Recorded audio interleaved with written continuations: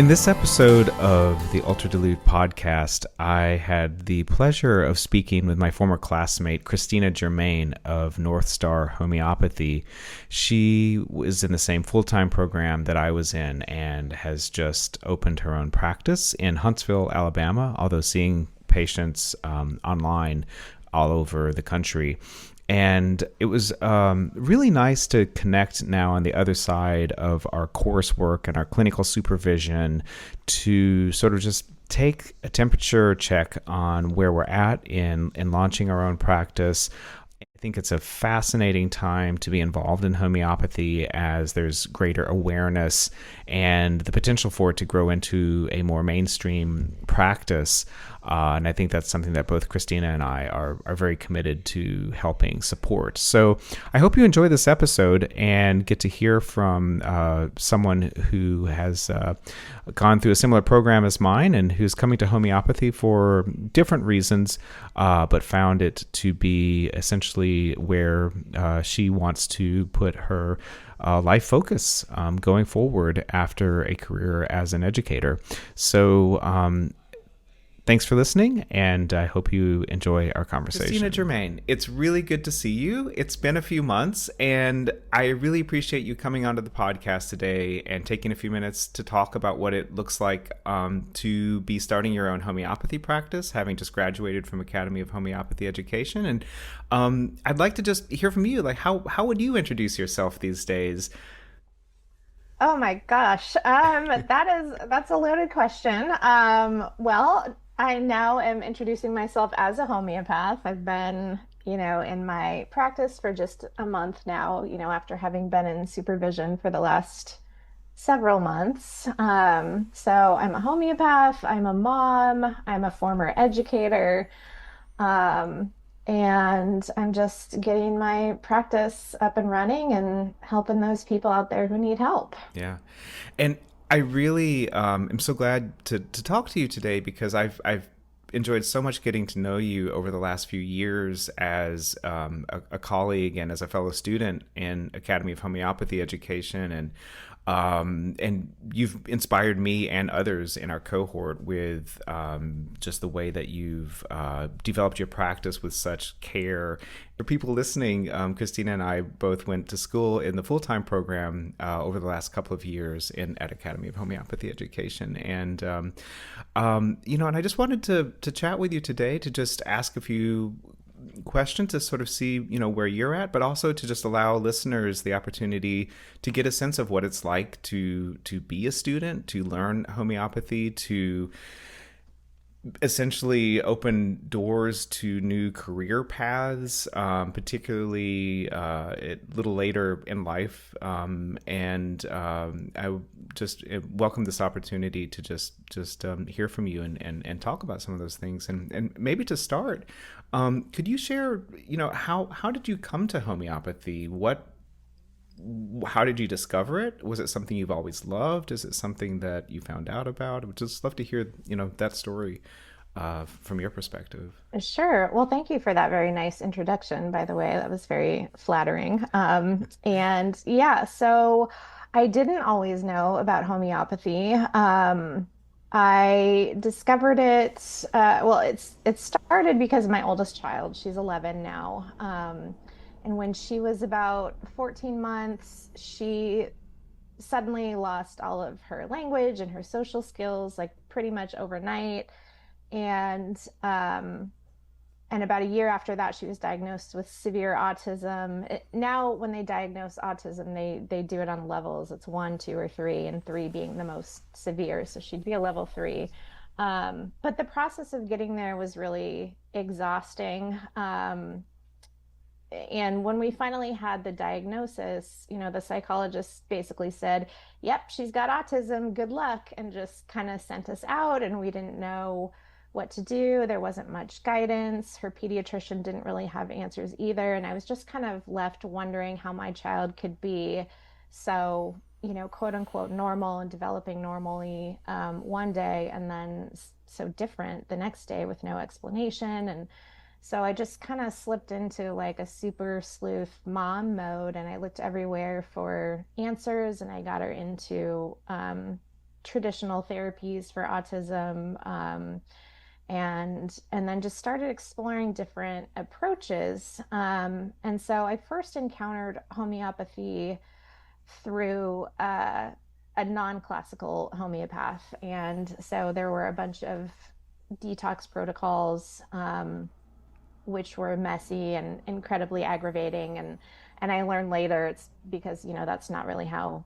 homeopathy is intended to be practiced, and detoxes often force a process that's not ready to be moved, and they're not gentle, and they're not individualized, and and they're very high potencies, and all of these things that are set up to create an aggravation.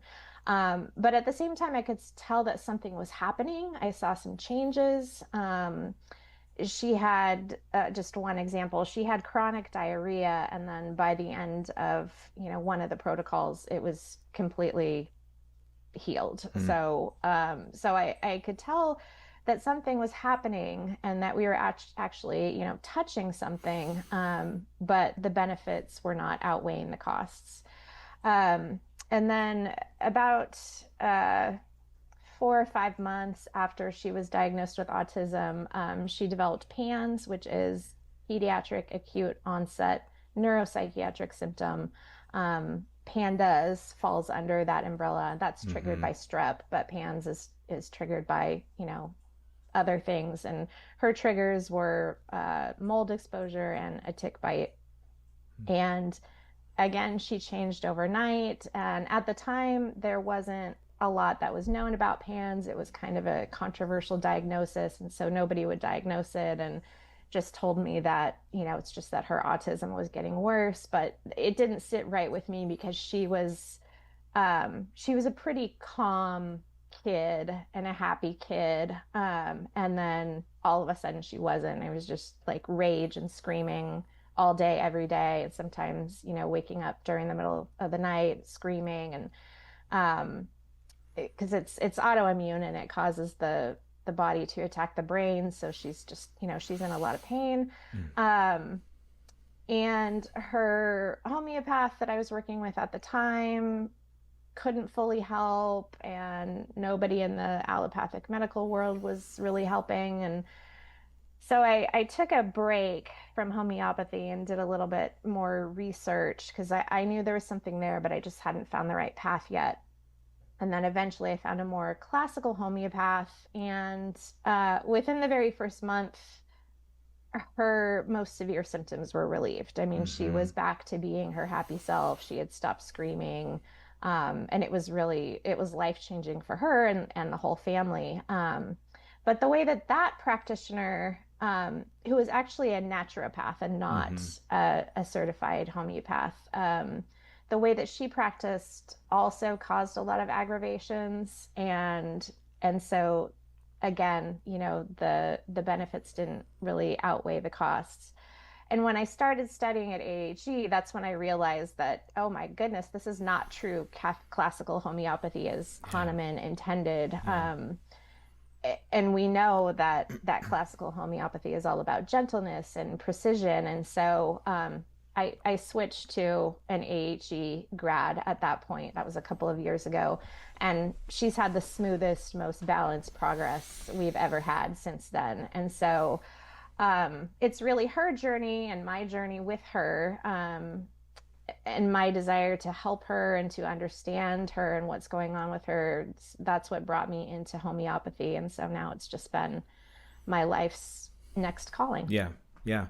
I really appreciate that story. And because I think it touches on so many things about homeopathy in 2025, including its incredible ability to heal the problems that contemporary life, introduces, and at the same time raises questions around what it means to be a homeopath, or what it means to practice homeopathy as it was intended. And your story just, captures so many of those elements. And, I wonder, I mean, I don't know about you, but for me, seeing homeopathy function in my own life. Initially, actually, it was with my partner before I became introduced to it myself.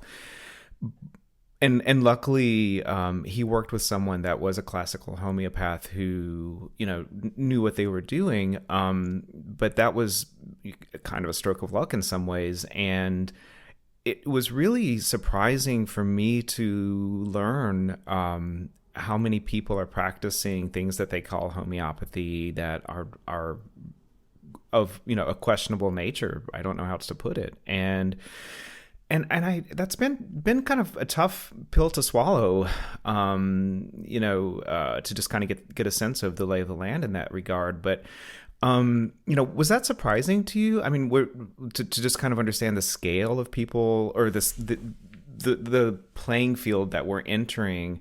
How do you feel about that, and sort of did it come as a surprise to you as you began to see kind of how widespread some of these practices are that are not necessarily even homeopathy?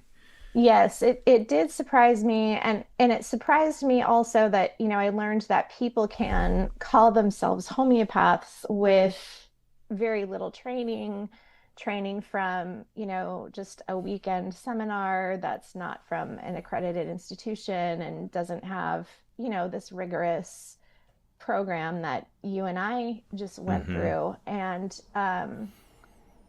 And one of the most surprising things to me is that that homeopathy is a lot more complicated than it seems. It's Yeah. not just a simple detox protocol where everybody gets the same protocol for 8 weeks and then you're done, and there's no real follow up, or there's no real monitoring from a homeopath. Yeah.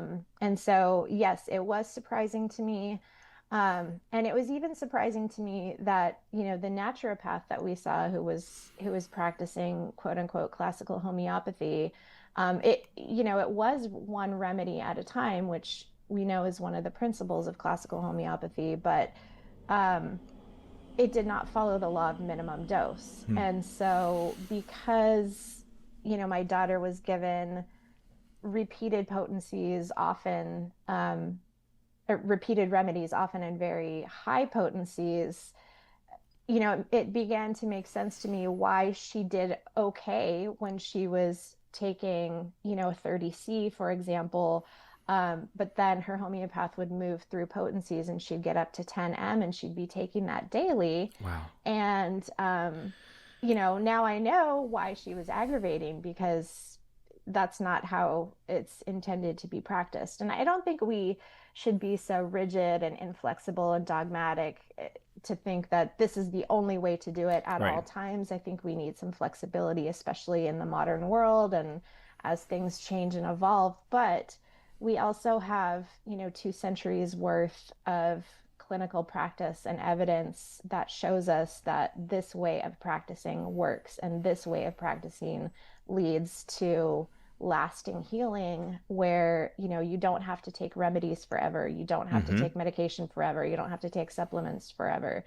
You just take your remedy for your time as your homeopath follows your case, and then your symptoms are resolved. But it's really important to follow some of those principles, Yeah. especially that law of minimum dose. Yeah.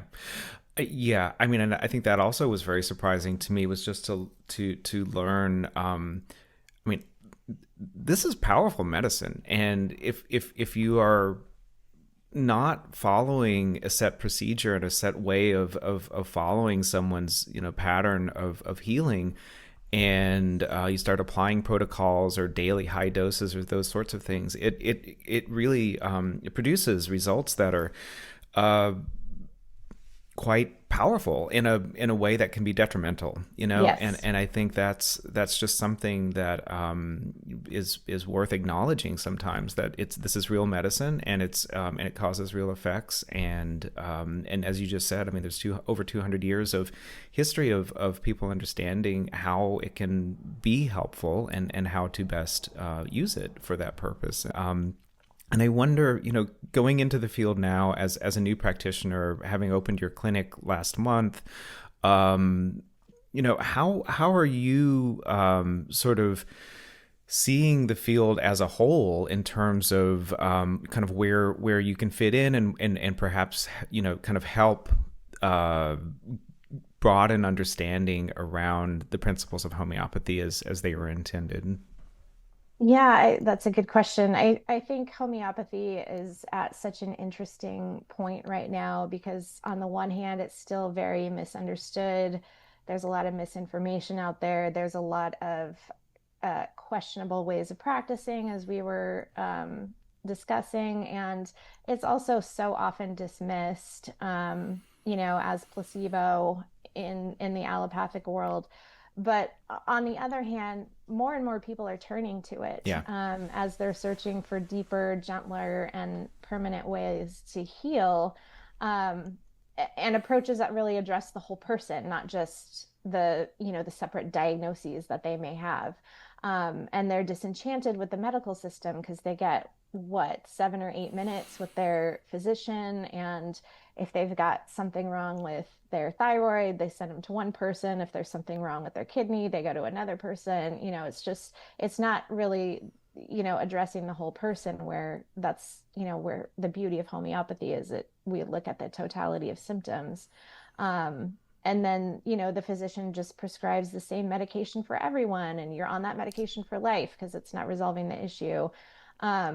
So when you get your hour and a half or your 2 hours with your homeopath, it's just such a different experience. And, I always say that my job as a homeopath is always to work myself out of a job, to follow Hahnemann's very first aphorism, which is that the healer's highest and only calling is to make the sick healthy.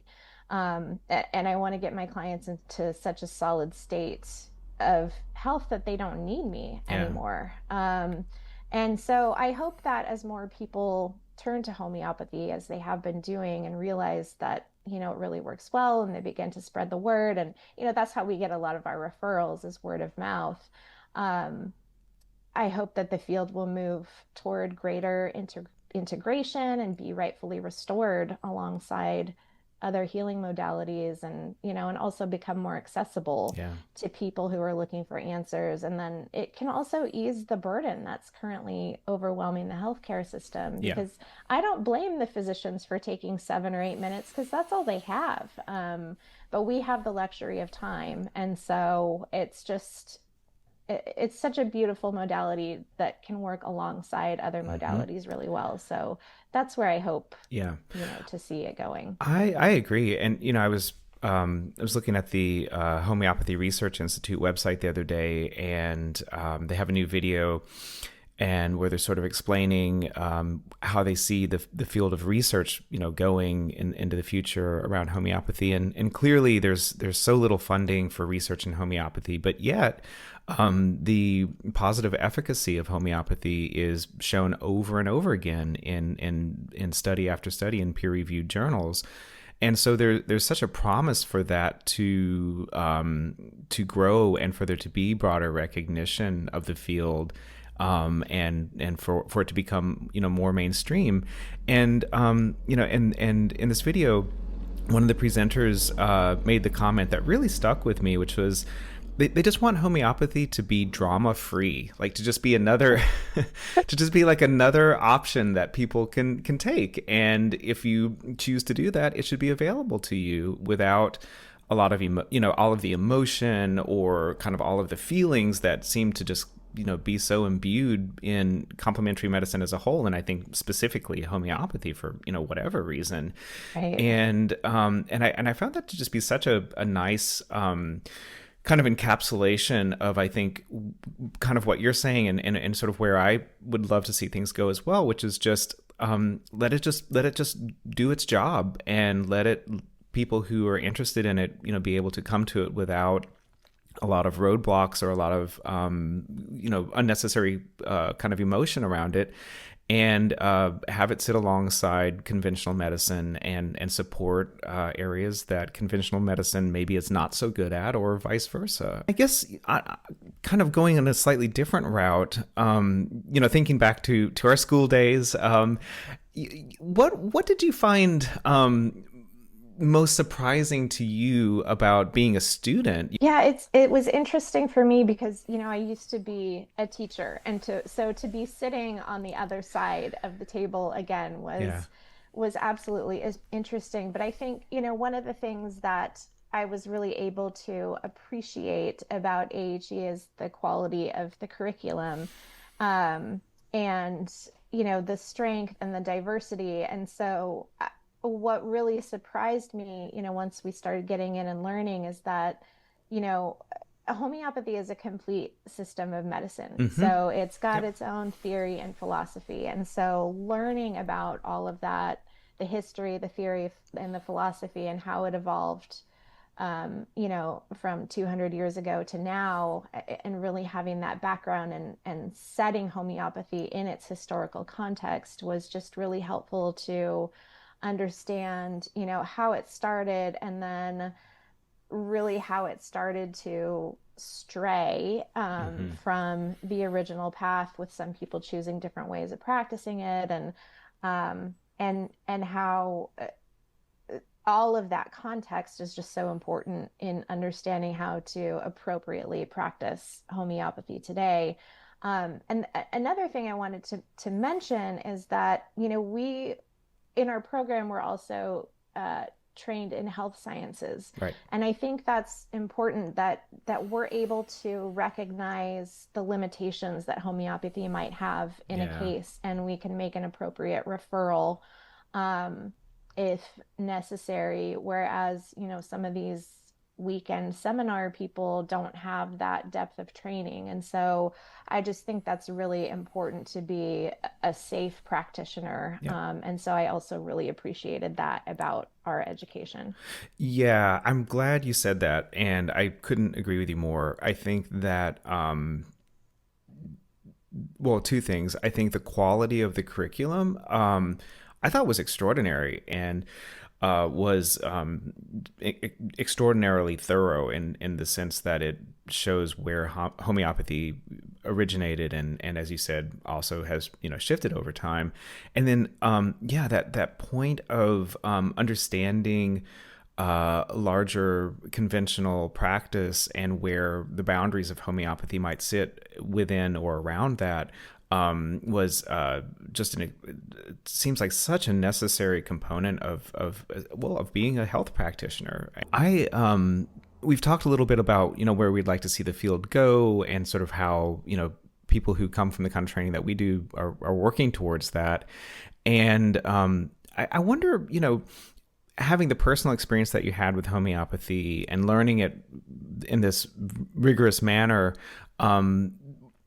at what point did you realize that you wanted to be a professional practitioner yourself? Well, what really drove me to practice professionally was really my own journey as a mother, and, as a parent. Having a child who's suffering is incredibly difficult to witness. Um, but, what I realized is that it's not just the child who suffers, it's the whole family.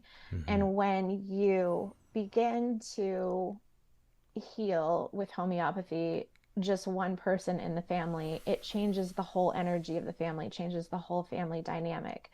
Um, but, before that happens, so often it's the mothers who carry the weight the heaviest. They're the ones searching late at night for answers. They're driving the kids to the appointments. They're holding it all together, and yet they put themselves last every single time. And I'm a testament to this. My own health suffered. It really went downhill during my daughter's most severe PAN symptoms, because it was just so incredibly stressful, and I didn't take care of myself. Um, but I put myself last because, my kids are always first. But once she began to shift, that's when I realized, okay, I've gotten stuck too, and I need help too. Hmm. And so I began to see a homeopath myself. And then, everything shifted for me, both physically and mentally and emotionally. And so through that journey, I realized there's a way not only to help children like my own, but also to bring relief to the parents. And, I talk about the mom a lot because the mom does a lot of the stuff. And that's, that's my experience, is that I have mothers coming to me. But the dad is also there often on the back burner. And it's often more difficult for the dad to talk about the stress that it's put on him. But when the parents and the mother sees herself, she feels seen and she feels supported and cared for, even if it's not her own consultation. She is sitting with a homeopath for an hour and a half or 2 hours, and her child's story is being heard in a way that it's never been heard before. And then when she feels like she's supported and cared for, then she can show up in a whole new way in her family. And the dad can do this too, if he decides that he wants to, to put himself on the front burner. But that's really what made me want to turn this into more than just something I was doing for my own family. It made me want to devote myself to helping other families and help them find that same hope and healing. And, I don't limit my practice to those types of kids, or families, but I think that they will naturally be drawn to me because of my history and my experience. Yeah.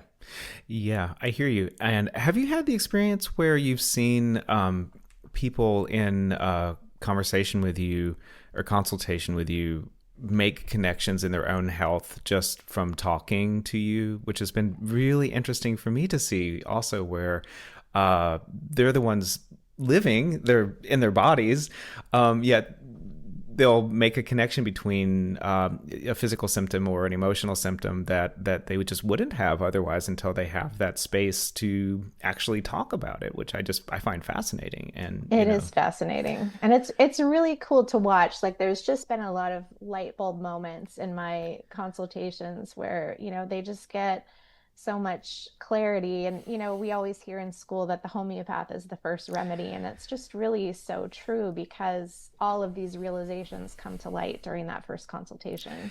I know. And it's funny, I remember the first time I heard that in class, where someone said that the consultation with the homeopath is the beginning of healing. And I remember that first year I thought to myself, oh, that's just some that's just some woo-woo. Some woo-woo happy talk, whatever.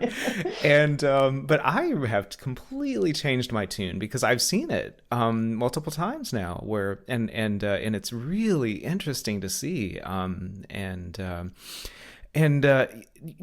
Going into this, did you know that you really wanted to focus on working particularly, not limited to, but particularly with families and those kinds of situations? Or is that something that evolved over time once you began studying? I guess that was probably at the forefront of my mind, just because that was my experience. But I've also, so I do have a couple of PANS clients, but interestingly, I have a lot of women who are, in a certain stage in life where they're going through perimenopause, and are just, and it's not going smoothly for them, and they're just having a lot of hormone imbalance. So I do get a lot of those clients. And it's just been so nice to see the relief that it brings to them, because like I was saying earlier, they can show up to their families or to their jobs or to, their other friendships or relationships as a whole different person. So, it's that's just the kind of client that I've gotten a lot recently. But I'm of course open to helping anybody. Mm-hmm. But I just feel like that's where we have a lot of need right now. Mm-hmm. Mm-hmm. Yeah. And that's really interesting to hear that you're seeing kind of a similar pattern of it within the clients that are coming to you. And I sometimes wonder if that happens for a lot of homeopaths, where because I even in myself going through clinical supervision, just noticed that there were certain issues that sort of just kept appearing in the people that I was working with, and I'm very curious how long that continues, or right. is it, And before I hit record earlier, we were joking a little bit about how cool it would be to maybe do like an annual check-in and just see how our practices are progressing over time. And I sort of love Yes. that idea, just to see what kind of clients are you seeing now, or Yeah, and what's definitely. how are things emerging. And something else that's been very interesting to see is how clients will, and I've noticed this in myself too to some degree, and loved ones who've used homeopathy, but there is a real tendency to want to forget the symptoms that maybe you presented at the intake, or at the beginning of the consultation. And it's kind of beautiful to sort of see when people don't remember specifically what they very clearly had presented, when you first talked to them about, very specific symptoms, and you'll sort of raise it and be like, "Hey, is that still bothering you?" Be like, "Oh, I hadn't even thought about that." Or, Yes. that it's that act of forgetting, I think, is sometimes related to health, like the ability, almost like a luxury of the ability to forget. And it's Absolutely. and it's just it's lovely to see, but there are those moments where you're like, "Oh, we did talk about this. I'm not I'm not making this up. I actually, took the notes." And that's something that you've seen as well. Yes, I Yeah. I have, because I'll ask, especially with these female clients, a lot of them have headaches, and they have all different types of headaches. They present totally differently. And as a side note, that's just the beauty of homeopathy, is where, if you have migraines and you go to your doctor, there's like three medications that they can give you, but we've got 8,000 things to choose from, That's right. So it's really the beauty of being able to individualize it to the type of headache. One client gets a left-sided headache behind her eye, and then another one um, gets, a stabbing pain in the back of her head. And so, they're just all very different. And so, often, those headaches are one of the first things to resolve. And so, 3 or 4 months down the line, I'll say, like, did you get a headache before your period this month? And they'll say, oh my gosh, I forgot that I used to get those. Yeah. No, I haven't had one in months. Right. So it's really lovely to see, to see people forget how much they were suffering Yeah. prior to homeopathy, Yeah. because it's just, I always tell people that I hope one day that you can forget this ever happened to you, Yeah. really, Right. Right. because it Yeah. is, it's just such a cool thing. Yeah. Yeah, that's so fascinating. And it is really, it's really interesting to see. And then to also kind of notice just the kind of energy, for lack of a better word, that people will bring to a follow-up versus, kind of how they're presenting in the intake. And you can kind of just see, like, wow, you are a different person than you were 3 months Yes, ago. Even, right. and and I find that really gratifying, and really just a beautiful thing. Yeah, me too. Yeah.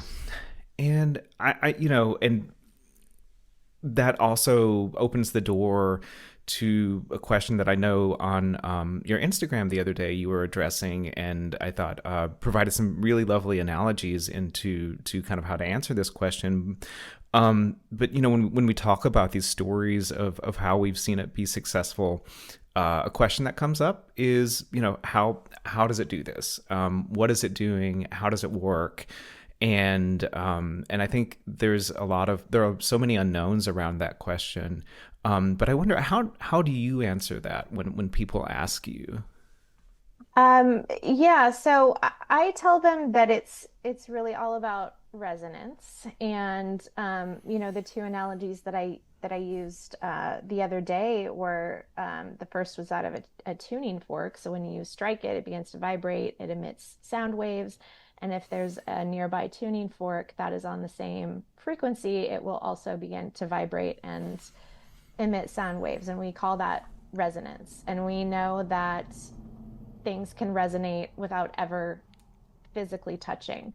And what's really cool about homeopathic remedies is they themselves introduce a resonance, but it's your body that's doing the work. That's right. So that was Yeah. another surprising thing to me, is that the remedies don't really do much of the work. They just stimulate a process that had been stuck. Mm-hmm.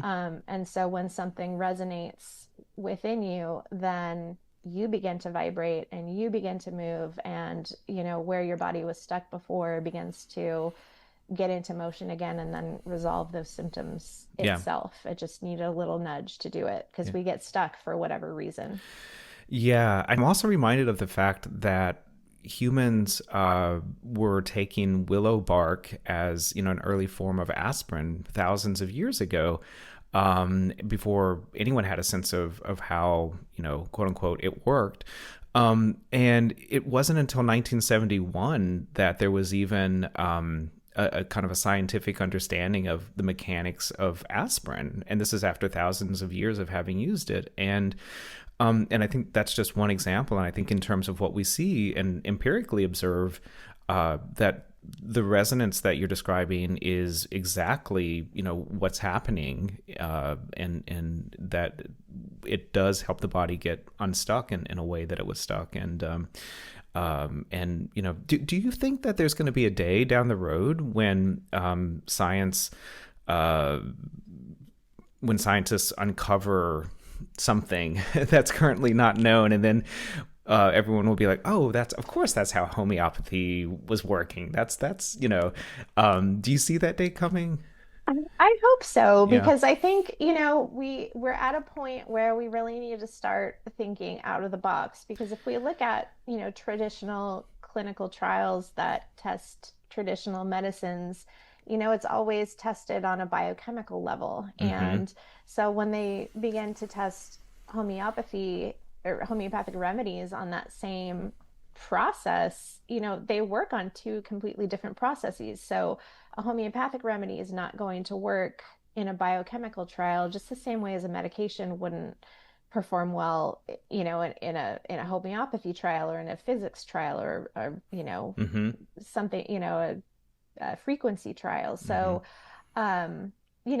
I hope so. I mean, science is always expanding, and that's the whole point, is that we learn and we discover new things every day. I just hope that it gets the attention and the funding that I Yeah. really think it deserves. I think that funding issue is one that I am hopeful. I'm not sure what the path is to that, but I'm completely convinced that if there were proper funding for research in homeopathy, I think we could make up a lot of ground really quickly, especially these days. There's such an openness to, and such a need for, as you alluded to earlier, for alternative ways to tackle the enormous health problems that we face in the world right now. And if you're seeing efficacy, and you see patients getting better and feeling better, why wouldn't you just want to fund that? It just Right. seems so obvious to me. But Yes. And I thought you made a really good point in your reel the other day, where, the way that medications perform and the way that homeopathic remedies perform in trials is really comparable. I mean, absolutely. they're almost equal, Hmm. in their efficacy. So exactly what you said. Why wouldn't you want to Yeah. fund something that is just as effective as something else? Yeah, yeah, and it's it doesn't, it's science. It doesn't need to be in the realm of feelings or presumptions.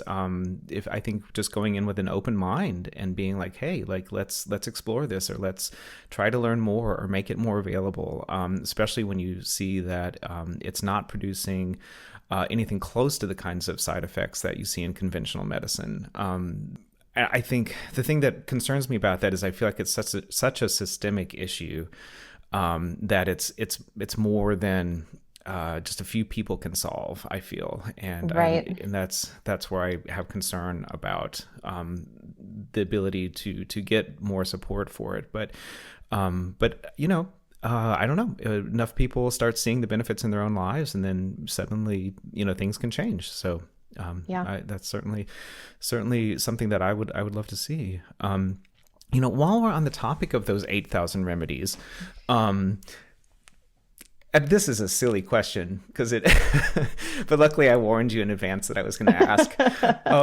But do you have a favorite remedy? So I always hesitate to name remedies because I'm afraid people will like jump out Yeah, there and try it, yeah, without consulting with a exactly. I homeopath or know. really understanding how it works. And then, they try it and it doesn't work because it's not resonating. And then they say, well, homeopathy doesn't Yeah, work.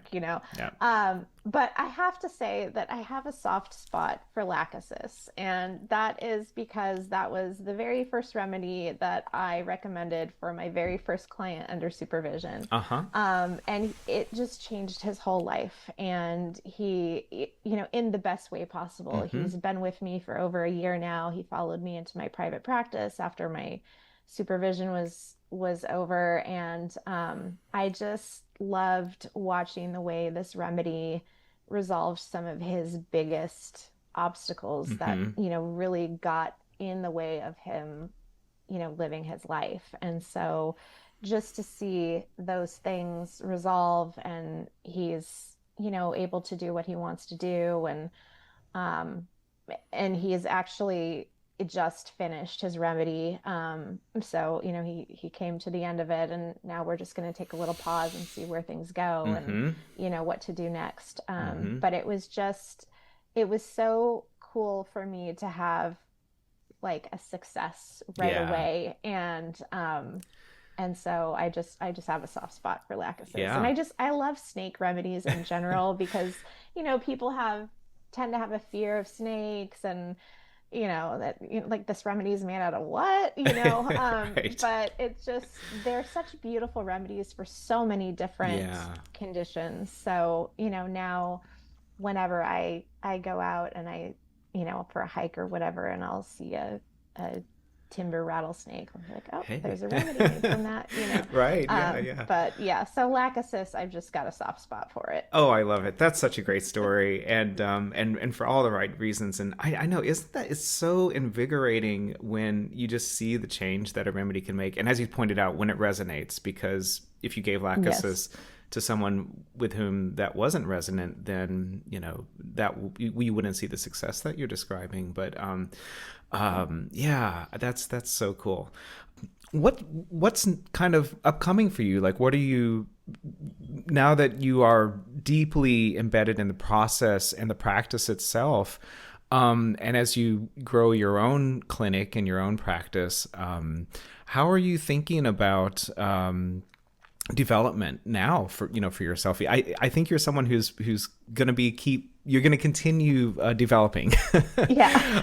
And so what's next for you in that regard?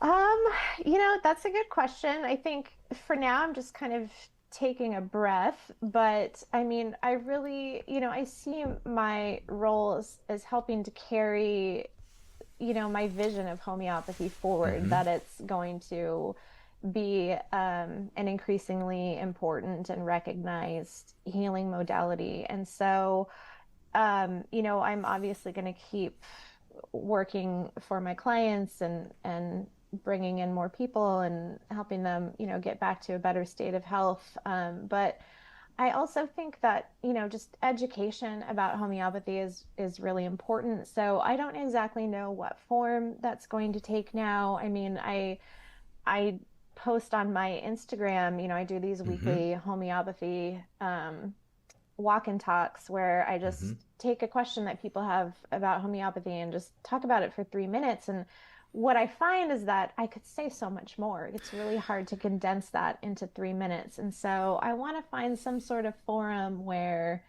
I can say more about it. And I'll probably start with just community education, just sponsoring an education night at my local health co-op or Mm-hmm. something.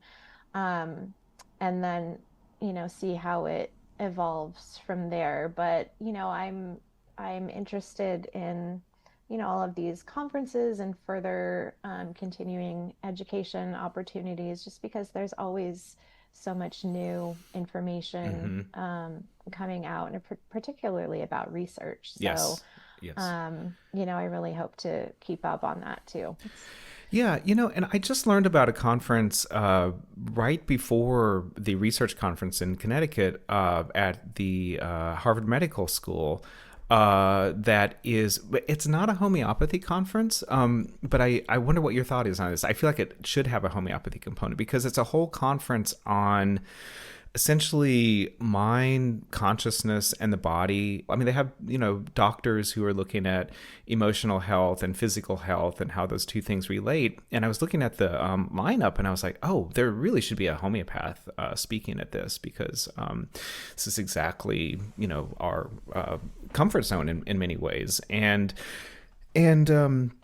it just got me thinking that one of the things I would also love to see in the field is just more kind of cross-pollination between some of these emerging areas of study that are getting more and more traction, I think, in the conventional world of research. And Yes. and then how can we have homeopathy show up to that and be, a partner in a larger kind of awareness around alternative, what used to be considered maybe more alternative ways of considering health. And Right. I think the educational initiatives that you're talking about sound fantastic. Do you find that there's a keen interest in homeopathy emerging in the South? I think so. I mean, I run with a crowd that is interested in homeopathy. It's interesting because I'm from California originally and spent the first, 40 something years of my life there and then moved here 5 years ago. And so it's definitely a different dynamic, a different demographic. And so I find that more people in Alabama aren't as familiar with homeopathy as they were in California. Mm-hmm. So I think it's, particularly important for me to to have more education around, exactly what homeopathy is and how it can help and things like that. So generally, I find that people are open-minded about it and curious and want to know more. But I think it's a pretty small percentage Mm-hmm. here as compared to elsewhere in the country. Yeah.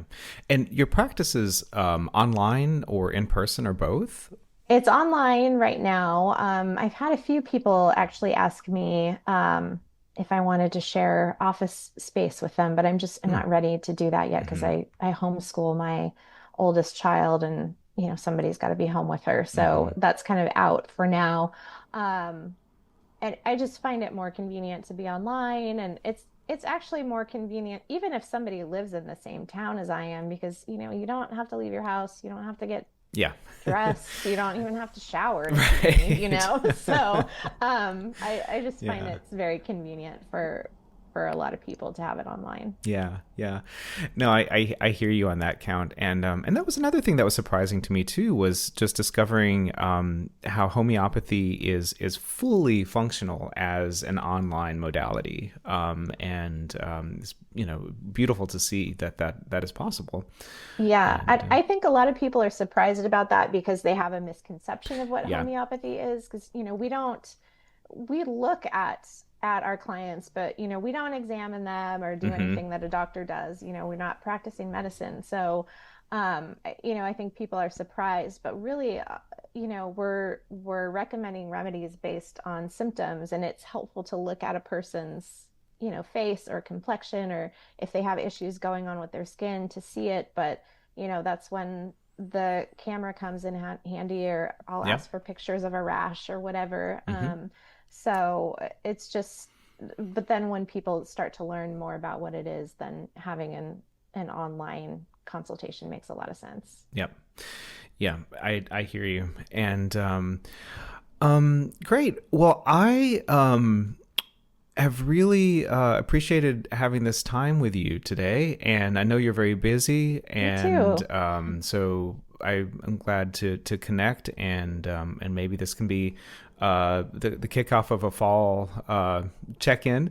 Yes, I that would would be love really that. nice, actually. And Yeah, thank you for oh asking me to yeah, do this. This was my really pleasure. cool. Absolutely.